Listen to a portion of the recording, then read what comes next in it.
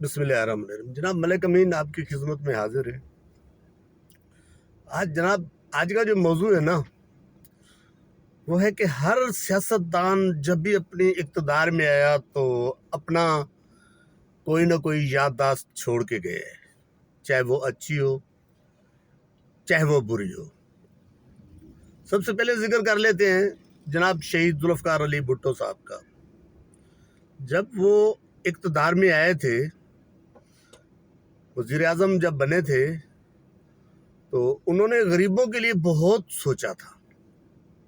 7 مرلہ scheme, تقریباً غریبوں کو اس نے 7 مرلے کے پلاٹ بانٹے تھے دیہی علاقوں میں۔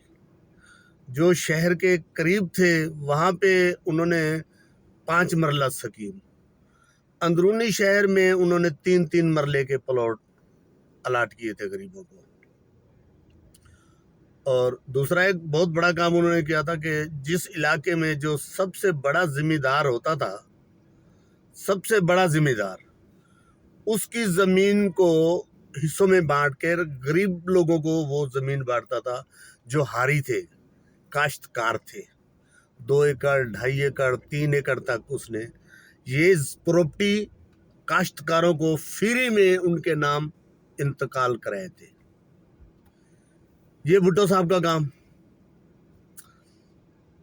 تو پھر اسی طرح محترمہ بے نظیر صاحبہ جب آئی تو اس کو تو خیر اتنا ٹائم ہی نہیں ملا، پھر بھی انہوں نے ایک اچھا اپنا ٹائم گزارا۔ پورا ٹینور تو نہیں کر سکی وہ بھی، کسی ٹائم میں بھی۔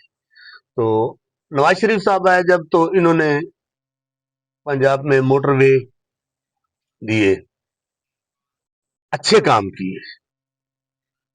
وہ بھی صرف پنجاب کی حد تک، کسی اور صوبے کو موٹر وے میاں نواز شریف صاحب نے نہیں دیا، صرف پنجاب تک چلے۔ پنجاب کو تو دیا کچھ، اور پنجاب میں اچھے کام کیے، اور بھی کوئی میاں صاحب نے اچھے کام کیے۔ پھر شہباز شریف صاحب وزیر اعلیٰ بنے۔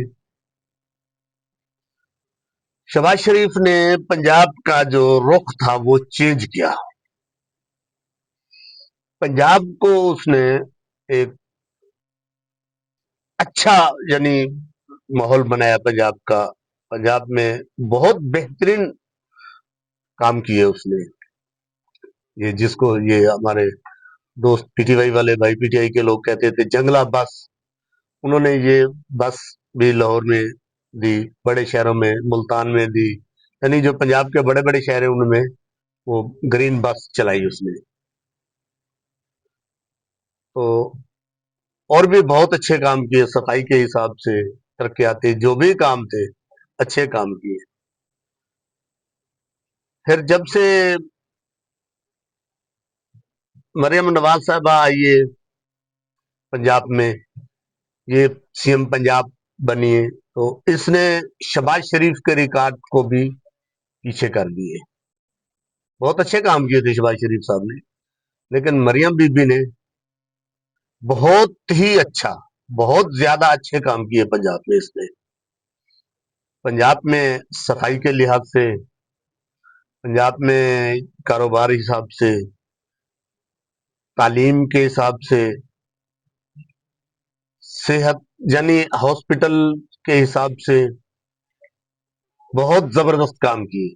پنجاب کو ہم ایسے بھی کہہ سکتے ہیں کہ مریم صاحبہ نے پنجاب کو پیرس بنا دیا ہے۔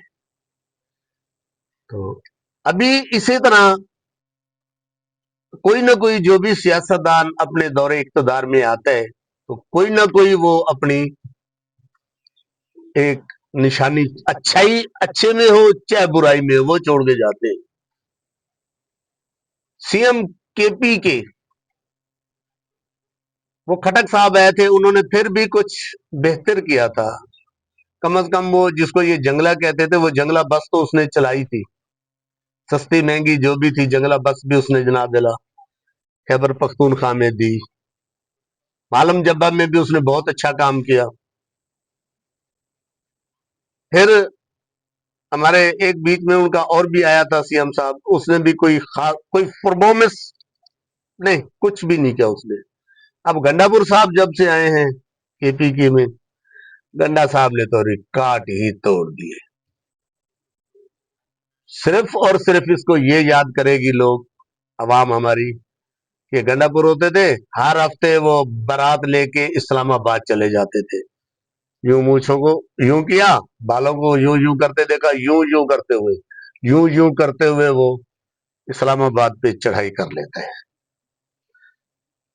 گنڈا پور اگر یہ ہمارے گنڈا پور صاحب اگر یہ جو خرچے اسلام آباد کی چڑھائی پہ اس نے کیے تھے نا، یہ وقت، یہ خرچہ، یہ چیزیں بچا کے اپنے خیبر پختونخوا پہ اگر یہ خرچہ کرتا، یہ وقت ادھر ہی اپنے پختون بھائیوں کے لیے وقت دیتا، یہی خرچہ، یہی پیسہ، یہ جو ادھر خرچہ کرتا تھا اسلام آباد آ کر، یہی پیسہ اپنے صوبے میں لگاتا اور یہ اتنی بک بک سے زیادہ اپنے صوبے میں توجہ کرتا.